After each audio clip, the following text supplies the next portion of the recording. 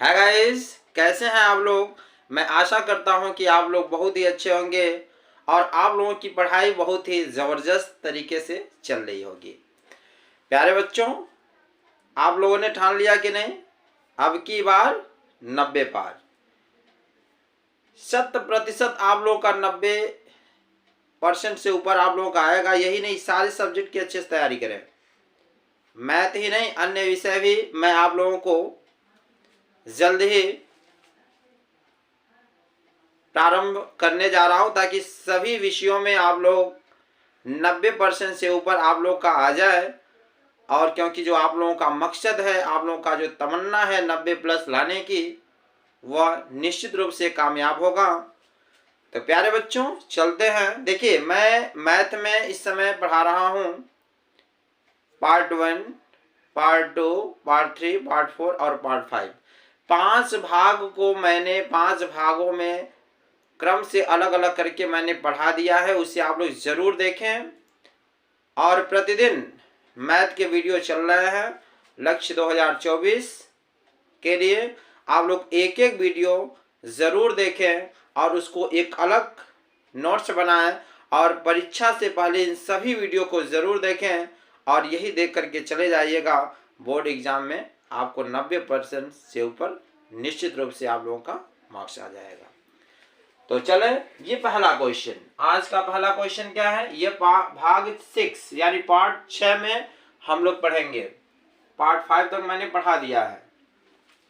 क्या कर रहा है कि 2 अंकों से बनी एक संख्या एवं उसके अंकों को उलटने पर बनी संख्या का योग 66 है। यदि संख्या के अंकों का अंतर 2 हो तो वह संख्या याद करें। ठीक है, प्रश्न को देखिए। कोई भी प्रश्न अगर दिया रहता, पहले उसको अच्छे से एक बार पढ़ लो। यहां लिखे हल करा 2 अंकों से बनी एक संख्या। याद रखिएगा, कभी भी अगर आपसे प्रश्न में कहता 2 अंकों से बनी एक संख्या, याद रखिएगा क्या कहा जाए, 2 अंकों से बनी संख्या। अगर कभी भी बात ऐसी कही जाए तो आप लिखेंगे कि माना संख्या में इकाई का अंक बराबर x तथा दहाई का अंक बराबर y। ठीक है जी। कभी भी कहे 2 अंकों से बनी एक संख्या, तो आप मान लीजिएगा कि माना संख्या में इकाई का अंक बराबर x और दहाई का अंक बराबर y। हर एक प्रश्न में अगर संख्या वाली बात की जाए तो ऐसे आप मानेंगे। तो लिखेंगे अतः संख्या बराबर क्या हो जाएगा। देखो, 2 अंकों से बनी एक संख्या कह रहा है, इस प्रकार संख्या बराबर क्या हो जाएगा। आप जानते हो कि दहाई में 10 होता है और इकाई में 1 होता है। तो दहाई कितना है, y, यानी 10y और प्लस इकाई में 1 होता है यानी x। हमेशा आपको जब भी संख्या मानना होगा तो मान लीजिएगा कि माना दहाई का अंक, माना इकाई का अंक बराबर x तथा दहाई का अंक बराबर y, इसलिए संख्या बराबर हो जाएगा 10y प्लस x। क्यों 10y आ गया, क्योंकि दहाई में बाबू 10 होता है और इकाई में 1 होता है। तो दहाई में y है तो 10y प्लस x हो गया। बताओ जी, यहां तक किसी को कोई दिक्कत। 10y प्लस x मानने में कोई समस्या होना नहीं चाहिए। कब तक नहीं होना चाहिए जी, जब तक कहे कि 2 अंकों से बनी एक संख्या। यहां तक क्लियर हो गया। चलिए आगे बढ़ते हैं बाबू। फिर आगे क्या कर रहा है, और उसके अंकों को उलटने पर बनी संख्या। अब देखो, कह रहा उसके अंकों को उलटने से बनी संख्या। तो यहां लिखो अंकों, यहीं से लिखो अंकों को उलटने पर बनी संख्या। अंकों को उलटने पर बनी संख्या। देखो जी, जब अंक को उलट दे रहे हो तो संख्या क्या बनेगी। अब अंक को क्या उलटना है, जो इकाई है वह y मान लो और जो दहाई है वह x मान लो। यानी x की जगह y चला जाएगा, y की जगह x चला जाएगा। यही तो पलटना होता है जी। बोलो, जहां x है वहां y कर दो और जहां y है वहां x कर दो। यही पलटना होता है, उल्टा होता है। तो देखो भाई, अंकों को उलटने से बनी संख्या क्या है, 10y प्लस x है ना, तो पलट दो इसको तो क्या हो जाएगा 10, यहाँ x यहाँ है ना, तो क्या हो जाएगा 10x प्लस y। उल्टा लिख देना, जैसे 10y प्लस x है, जब पलटेंगे तो हो जाएगा 10x प्लस y। यही आपको अच्छे से समझना होगा, ठीक है। यानी उलटने पर क्या बनेगा 10x प्लस y, ठीक है। चलिए आगे देखते हैं। अब यहां लिखेंगे प्रश्नानुसार। प्रश्नानुसार मतलब क्या होता है जी, प्रश्न के अनुसार। फिर पढ़िए, करा 2 अंकों से बनी एक संख्या। अब 2 अंकों से बनी एक संख्या क्या है मेरा, 2 अंकों से बनी एक संख्या, देखो 2 अंकों से बनी एक संख्या क्या है 10y प्लस x, तो लिखो 10y प्लस x। यहां तक कोई दिक्कत है, 2 अंकों से बनी संख्या यही है ना 10y प्लस x, और उसके अंकों को उलटने पर बनी संख्या का योग, योग माने क्या होता है प्लस, योग माने प्लस, और उलटने पर बनी संख्या क्या है 10x प्लस y, ठीक है जी। करा योग 66 है, तो प्लस हो गया योग बराबर क्या हो गया 66, ठीक है बाबू। चलिए अब इसको एक साथ जोड़ो, 10x में 1x जोड़ो 11x, और प्लस 10y में से 1y इसमें भी जोड़ दो, तो क्या होगा 11y बराबर 66। अब ये बताओ इसमें कॉमन क्या है, 11 है ना, तो 11 से भाग दो, क्या बचेगा x, 11 से 11 कट गया 1 यानी x, प्लस 11 से कटा तो क्या बचा 11 कम 11 यानी y, और 11 छक्के 66, समीकरण नंबर 1। मैंने 11 से सब में भाग दे दिया, तो क्या बचा x y और 11 छक्के 66, समीकरण नंबर 1। यहां तक कोई दिक्कत नहीं है ना। चलिए बाबू आगे बढ़िए, कह रहा है यदि संख्या के अंकों का अंतर 2 है। अब यहां देखो कह रहा है अंकों का अंतर बराबर 2। अब जरा आप ये बताओ अंकों को क्या माने x और दूसरे अंकों को क्या माने y। तो कर अंकों का अंतर, जब अंक कहता है तो x और y मानेंगे, तो x माइनस दूसरे का क्या माने है अंक y, तो x माइनस y बराबर 2। ये समीकरण नंबर 2। बता बाबू अंकों का अंतर 2 है, तो x माइनस y बराबर 2। हमें तो नहीं लग रहा है कि आपको कोई दिक्कत है, फिर भी अगर समस्या हो तो जरूर बताएंगे, ठीक है जी। चलिए अब यहां से लिखेंगे बाबू की समीकरण 1 व 2 से। अब हम समीकरण 1 व 2 से हल करेंगे। समीकरण 1 क्या है बाबू, x प्लस वाई बराबर 6, और समीकरण 2 है x माइनस वाई बराबर 2, ठीक है जी, ठीक है जी। अब हम क्या करेंगे, ये देखो y प्लस है और y माइनस है, तो ये क्या हो जाएगा कट जाएगा। देखो जी y प्लस है और y माइनस है, तो y से y क्या हो गया कट गया। अब यहाँ जोड़ लो 1x और 1x क्या होगा 2x बराबर 6 में 2 जोड़ो क्या होगा 8। x बराबर क्या हो जाएगा 8 बटे क्या है 2, 2 चौके 8। x का वैल्यू कितना आ गया 4। प्यारे बच्चों x का मान निकालने में कोई समस्या नहीं है। और जब a का मान आ जाता है बाबू ना, तो चाहे समीकरण 1 में रखा चाहे 2 में रखा आ जाए y के मान, तो लिखो x का मान समीकरण 1 में रखने पर, समीकरण 1 है x प्लस वाई बराबर 6, तो x की वैल्यू क्या है 4 प्लस वाई बराबर 6, तो y बराबर 6 प्लस 4 हो जाएगा माइनस 4, y बराबर 6 में से 4 गया 2। प्यारे बच्चों x की वैल्यू 4 आ गई और y की वैल्यू 2 आ गई। हमसे पूछ क्या रहा था जी, तो वह संख्या याद करें। हमसे क्या पूछ रहा है वह संख्या। अब इतना यहां तक लिखने के बाद लिखेंगे अतः वह संख्या बराबर, वह संख्या यानी संख्या हम क्या माने थे 10y प्लस x माने थे, तो वह संख्या क्या है 10y प्लस x। तो मान रख लीजिए 10 है आगुड़े y, y की वैल्यू कितनी आई है 2, तो 2 लिखो प्लस x की वैल्यू कितनी है 4, 10 दूने 20 प्लस 4 बराबर 24। यही हमारा आंसर है। ठीक, तो वह संख्या हमारी कितनी आ गई? 24। तो प्यारे बच्चों, आई होप यह क्वेश्चन आपको अच्छे से समझ में आया होगा और अच्छे से आप नोट करें। ठीक, अगर कहीं से कोई दिक्कत हो, समस्या हो, आप कमेंट करके ज़रूर बताएं। आपको वैसे अगर शुरू से अंत तक देखेंगे तो इन सवालों में कोई समस्या नहीं होगी। तो आज का क्वेश्चन नंबर 2 क्या है बाबू? उस समांतर श्रेणी का 31वां पद ज्ञात करें जिसका 11वां पद 38 है और 16वां पद 73 है। ध्यान समझिएगा, समांतर श्रेणी का प्रश्न है। कह रहा उस समांतर श्रेणी का 31वां पद ज्ञात करें। हमसे 31वां पद का मान क्या कर रहा है? पूछ रहा है।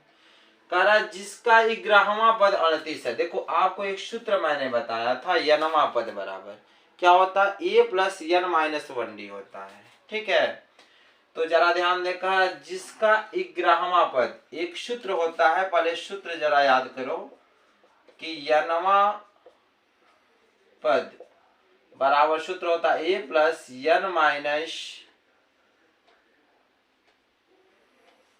1d। ये क्या होता है? n वां पद, यानी an बराबर। ठीक है जी, ये सूत्र आपको याद रखना पड़ेगा कि n वां पद an बराबर a plus n minus 1d। ठीक, तो यहाँ ध्यान से समझे। कह रहा जिसका 11वां पद 38 है, तो 11वां पद को क्या लिखेंगे? a 11 कह रहा ना, जो पद है यानी n के मान कितना है? 11। तो a 11 बराबर क्या लिखेंगे जी? 38। देखो कह रहा ना जिसका 11वां पद 38 है, तो a 11 मान हो गया 11वां पद बराबर 38। तो a 11 का मतलब n वां पद, यानी n वां पद का सूत्र क्या होता है बाबू? a plus n minus 1d बराबर 38। बताओ यहाँ तक कोई दिक्कत नहीं है ना? तो a प्लस n का मान क्या है? 11। देखो a n यही होता ना, a n n वां पद, तो n का मान क्या है? 11। तो n की जगह 11 माइनस 1d बराबर 38। सूत्र याद होना चाहिए बाबू। देखिए ये लॉन्ग क्वेश्चन है, अगर थोड़ा सा भी ध्यान आप भटका दोगे, इधर से उधर चले गए, तो सवाल नहीं आएगा। इसलिए पूरा फोकस, पूरा ध्यान यहीं पर आप लगाओ। अच्छा, हमको एक चीज आप बताओ, जैसे आप लोग देखो मूवी देखने जाते हो ना, कोई पिक्चर लगा हो नया नया, तो आप जाते हो तो वहां देखते हो कि अगर आप कोई मूवी देख रहे हो तो आप घर पे अगर आए, आपके दोस्त ने पूछा कौन सी मूवी लगी थी जी, आपने बता दिया ये मूवी लगी थी, आप तुरंत बताओगे ये हीरो ये था, ऐसी ऐसी लड़ाइयां हुई, ये घटनाएं थी। अच्छा, उसी मूवी को आप देखते हो कि अगर आपसे 15-20 दिन के बाद कहा जाए चलो आज मूवी लगी है, तो आपको तुरंत याद होता है अरे मैंने तो वो मूवी देखी है। उतने मजे से फिर उस मूवी को देखना नहीं चाहते हो। क्यों है? याद रहता है, ये नहीं याद रहता है। याद इसलिए वह रहता है क्योंकि आप जब हॉल में बैठते हो या पिक्चर को देखते हो तो पूरा फोकस, पूरा ध्यान क्या करते हो? उस पिक्चर में लगा देते हो। इससे क्या होता है? आपका ध्यान पूरा उसी पे चला जाता है और बिल्कुल इधर उधर नहीं ध्यान होता है।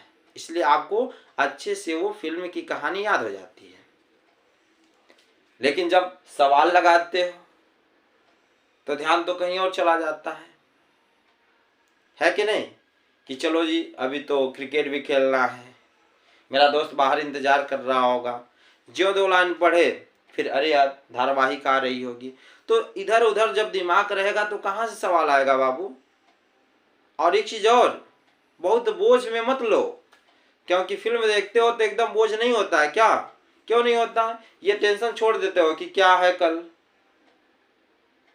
हमें खेलना है या पढ़ना है, सब कुछ वहां भूल जाते हो। तब तो फिल्म देखते हो तो याद होता है। तो वैसे ही जब पढ़ने बैठो ना तो सब कुछ भूल जाओ, एकदम रिलैक्स होके आराम से बैठो और बोझ के साथ नहीं, एकदम मस्ती के साथ पढ़ाई करो, तो वाकई में आपको अच्छे से समझ में आएगा और कभी भूलेंगे नहीं। तो सारा फोकस ये मान के चलो कि सर आज मूवी दिखा रहे हैं, ठीक है, इसको आप ध्यान से एकदम देखो, आपको सवाल तो एकदम आएगा बाबू। ठीक है, तो चलें यहाँ समझने का प्रयास करो।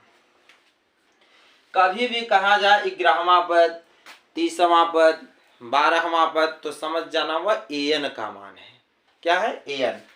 देखो जी, कह रहा 11वां पद, तो an यानी a11 बराबर 38, तो an को का मान क्या है? 11, तो मैंने वही सूत्र रख दिया, a plus n minus 1d। ठीक है, तो a प्लस 11 में से घटाओ 10d बराबर 38। यह समीकरण नंबर 1। बताओ जी, कोई समस्या नहीं है ना? चलिए आगे बढ़िए। फिर कह रहा 16वां पद 73 है, सेम वही क्वेश्चन। 16वां पद यानी a16 बराबर कितना दिया है? 73। ठीक है बाबू, तो a16 वही सूत्र होगा, a plus n minus 1d बराबर 73। a प्लस n का मान क्या है? 16 माइनस 1d बराबर 73। a प्लस 16 में से क्या? 15d बराबर 73। समीकरण नंबर 2। बताओ बाबू, कोई दिक्कत तो नहीं है? अब यहां लिखेंगे समीकरण 1 व 2 से। ठीक है जी, समीकरण 1 व 2 से हम क्या करेंगे? a का मान और d का मान निकाल लेंगे, क्योंकि एक 30वां पद कह रहा है और एक 30वां पद निकालने के लिए हमको न a का मान पता है न d का मान पता है। और जैसे ही a और d का मान पता चल जाएगा तो एक 30वां पद हम निकाल लेंगे। तो समीकरण 1 है बाबू, a प्लस 10d बराबर 38 समीकरण 1 हो गया, और a प्लस 15d बराबर क्या है? 73। समीकरण 2 हो गया। नीचे वाले के समीकरण को देख के चिन्ह बदल दो, प्लस है तो माइनस, प्लस है तो माइनस, प्लस है तो माइनस। ठीक है बाबू, अब देखो प्लस और माइनस तक का हो जाए, कट जाए। कहे कट जाए? कहे कि यहाँ प्लस और माइनस तो घटी ना, तो कट गया। अब देखो कहोगे सर जी है प्लस प्लस हम लेंगे, काहे के लोगे जी? मैं बार बार कहता हूं कि बीच वाले चिन्ह को नहीं लिया जाता है। ये जो नीचे वाला समीकरण 2 होता है उसी को चिन्ह को देख के तो हम बदलते हैं बाबू। तो यहाँ माइनस हो गया, तो काहे किसको लोगे जब इसको छोड़ दिए? अच्छा ये बताओ, आप गए मिठाई की दुकान पे और मिठाई की दुकान पे कहे भैया मिठाई कैसे है? उसने बोला 220 रुपया किलो। आप कहो थोड़ा कम कर दीजिए, कहा ना करेंगे, आप गुस्सा होके चले गए। तो क्या आपको मन करेगा फिर जाने के कि वहां जाकर के मिठाई ले? कहोगे नहीं, 2 रुपया बेसी है सही, लेकिन जाकर के हम दूसरे यहाँ लेंगे। बोलो, तो जब ये बताओ आपने इसको छोड़ दिया यार, अब इस चिन्ह से मतलब नहीं है, तो क्यों इस पे ध्यान दे रहे हो?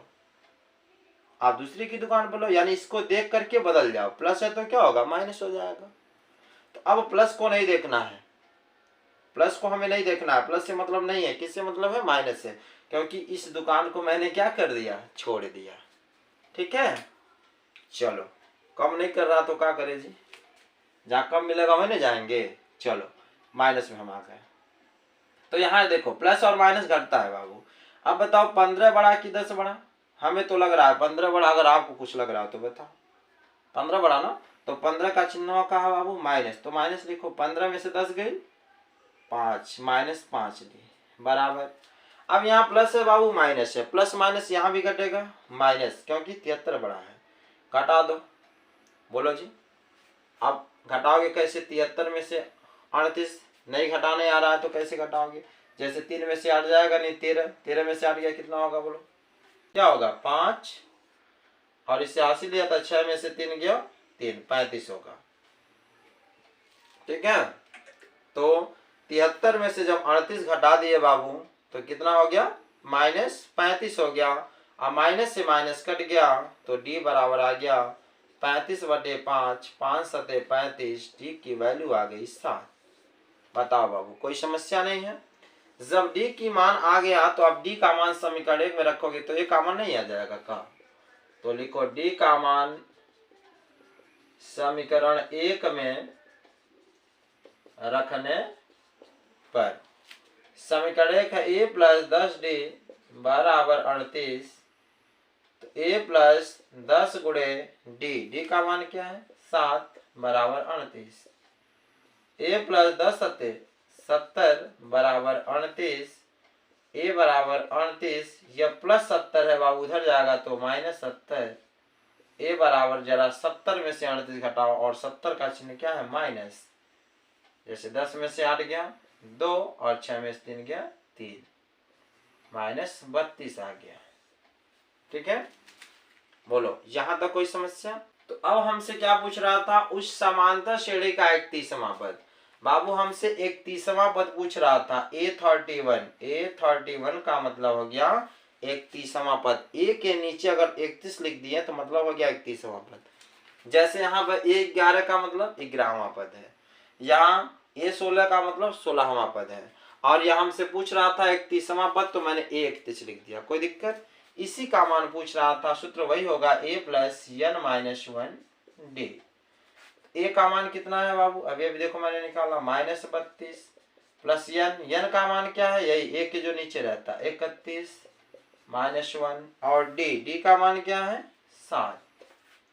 तो -32 प्लस 31 में से 1 घटाओ क्या होगा 30 गुणे 7, तो -32 प्लस 7 के कई 210, तो 210 बड़ा है, तो 210 में से जरा आप 32 घटा दो बाबू 178। ठीक है, यही हमारा आंसर है। तो प्यारे बच्चों, आई होप आप सभी लोगों को क्वेश्चन नंबर 2 भी अच्छे से समझ में आया होगा। अब हम लोग चलते हैं क्वेश्चन नंबर 3 पर। क्वेश्चन नंबर 3 क्या है बाबू, कि यदि किसी समांतर श्रेणी के प्रथम 7 पदों का योग 49 है और प्रथम 17 पदों का योग 289 है, तो इसके प्रथम n पदों का योग ज्ञात करें। देखिए, आज का जो वीडियो है वह सभी के सभी क्वेश्चन लॉन्ग क्वेश्चन है, तो बाबू थोड़ा सा भी अगर भटके ना तो सवाल तो नहीं आएगा, इसलिए पूरा फोकस पूरा ध्यान यहाँ दे दो, सवाल तो निश्चित रूप से आपको आएगा। ठीक है, बस 1 से 1.5 महीना आप मेहनत कर लो, फिर बिल्कुल आराम ही आराम है बाबू। उसके बाद जब रिजल्ट आएगा ना तो खुशी से झूम उठोगे। तो क्यों ना हम अभी से बस 1.5 महीने मेहनत कर लें, और जब रिजल्ट आए तो पूरा मेरा परिवार खुशी हो। क्यों व्यर्थ में घूमने के चक्कर में हो, इधर उधर के झंझट में मत पड़ो। 1.5 महीना मन लगा के पढ़ाई कर लो, काम आएगा फिर। ठीक है, तो चलें सब कुछ छोड़ते हुए पूरा ध्यान यहाँ ध्यान दो बाबू। ये लॉन्ग क्वेश्चन है समांतर श्रेणी का। कह रहा है कि यदि किसी समांतर श्रेणी के प्रथम 7 पदों का योग 49 है। देखो, किसी भी समांतर श्रेणी में पदों का योग अगर कहा जाए तो योग का मतलब यस्यन होता है, और याद रखना कि यनवा पद 30वां पद 40वां पद कहे तो वह एन होता है। फिलहाल इसके पहले देखो 11वां पद था तो एन मान के चलते थे, और यहाँ कर 7 पदों का योग 49 है। दोनों सवाल में अंतर है कि नहीं?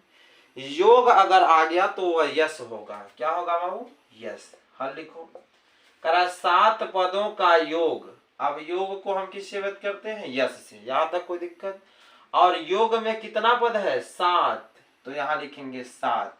तो यहाँ यस 7 का मतलब हो गया 7 पदों का योग। अगर यहीं ए और 7 रहता तो क्या लिखते? 7वां पद होता।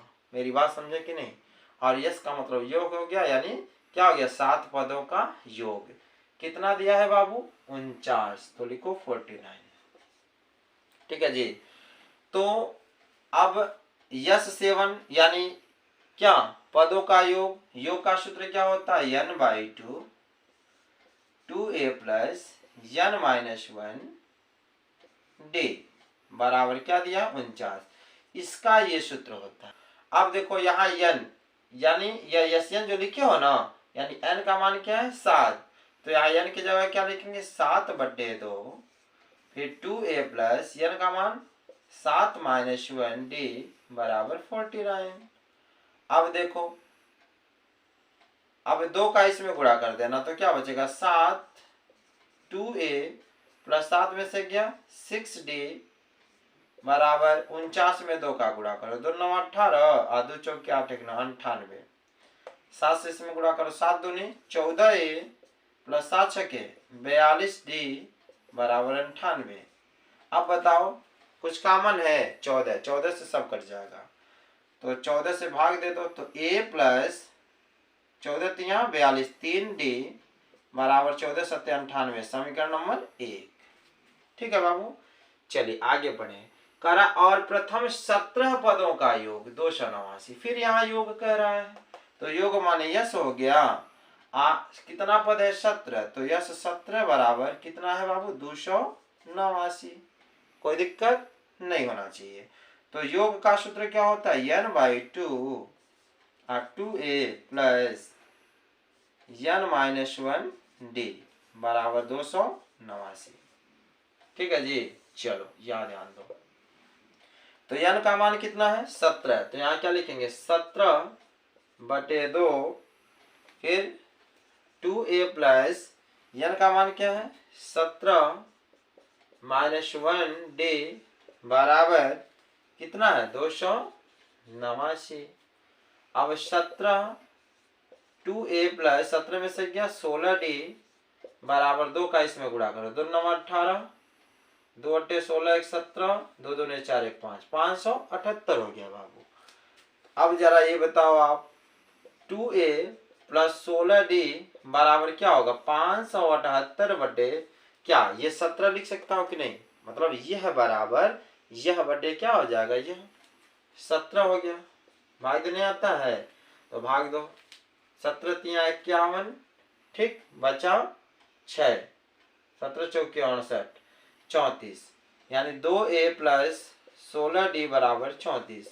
क्या कुछ कॉमन है? 2 से समय भाग दो, क्या बचेगा? a, 2 से 2 कट गया, 2 8 16 8d बराबर 2 1 कम 2, 2 7 14 17, समीकरण नंबर 2। बताओ बाबू, समीकरण 1 और 2 आपको समझ में आया? अब समीकरण 1 और 2 से हम क्या निकाल सकते हैं? a और d का मान निकाल सकते हैं, तभी ना हम n पदों का योग निकालेंगे। तो चलें, अब लिखना है समीकरण 1 व 2 से। समीकरण 1 क्या है बाबू? a प्लस 3d बराबर 7। समीकरण 2 क्या है? a प्लस 8d बराबर 17। ठीक है जी। अब देखो ए मिला तो चिन्ह बदल दो, प्लस है तो माइनस, प्लस है तो माइनस, प्लस है तो माइनस। हर सवाल में यही कर रहे हैं। तो प्लस माइनस कट गया। अब इसका मान तो लेना नहीं है, बताया है मिठाई वाला कहानी।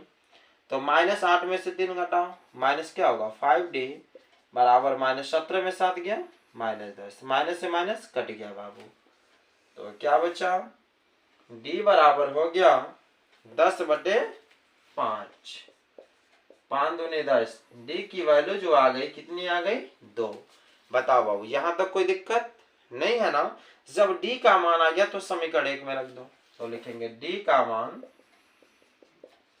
समीकरण 1 में रखने पर, तो समीकरण 1 क्या है बाबू? a प्लस 3d देखो बराबर 7, मान रख दो a प्लस 3 गुणे d का मान क्या है? 2 बराबर 7, a प्लस 3 दूनी 6 बराबर 7, a बराबर 7 प्लस 6 उधर जाएगा -6, a बराबर 1। बताओ जी, a और d का मान आ गया कि नहीं? और हमसे क्या पूछ रहा था? इसके प्रथम n पदों का योग पूछ रहा है। योग फिर यहाँ पूछ रहा है, तो क्या लिखेंगे? Yes n। यस n माने होता है n पदों का योग। यस माने योग, n माने n पद। तो सूत्र वही होगा n/2 2a प्लस n-1d। सवाल थोड़ा कठिन है, बड़ा है, लॉन्ग क्वेश्चन है, अच्छे समझे आप। n का मान क्या है जी? देखो Sn, n का मान n है तो n ही रहेगा, n/2। 2 गुणे a का मान क्या है बाबू? 1 प्लस n का मान क्या है? n ही है, -1। और d का मान आप लोगों ने निकाला या मैंने निकाला कितना? 2। तो लिखो 2। तो n/2, 2 1 कम 2 प्लस, अब 2 में n का गुणा करिए, कितना होगा बाबू? बोलो 2n। ठीक है, 2 में जब n का गुणा करेंगे तो 2n माइनस 2 1 कम 2। तो n/2, अब देखो प्लस 2 है और ये -2 है, कट गया। तो n/2 गुणे क्या बचा? 2n। तो 2 से 2 कट गया, क्या बचा? n गुणे n, n बचा है, n गुणे n, यानी n में n का गुणा करेंगे तो n स्क्वायर। यही बाबू हमारा क्या है, आंसर है। देखो n बचा और n बचा तो बराबर मैंने लिखा क्या, n गुणे n यानी n स्क्वायर। ठीक है, तो प्यारे बच्चों आई होप यह क्वेश्चन आप सभी लोगों को अच्छे समझ में आया होगा। 3 क्वेश्चन, तीनों लॉन्ग क्वेश्चन थे और 2024 के इम्पोर्टेंट क्वेश्चन थे। अच्छे से समझते हुए नोट करें प्यारे बच्चों। अगली कड़ी में अगली वीडियो के साथ पुनः मुलाकात होगी, तब तक के लिए धन्यवाद। हाँ, एक चीज़ और भूलिएगा मत, अगर हमारे चैनल पर नए हैं तो सब्सक्राइब जरूर करिए। सब्सक्राइब करने से आपको बहुत बड़ा लाभ मिलेगा कि मैं जैसे ही वीडियो अपलोड करूंगा इसका नोटिफिकेशन आपको तुरंत मिलेगा और आप अच्छे से बोर्ड एग्जामिनेशन की तैयारी कर सकेंगे। तो मिलते हैं अगली कड़ी में, धन्यवाद।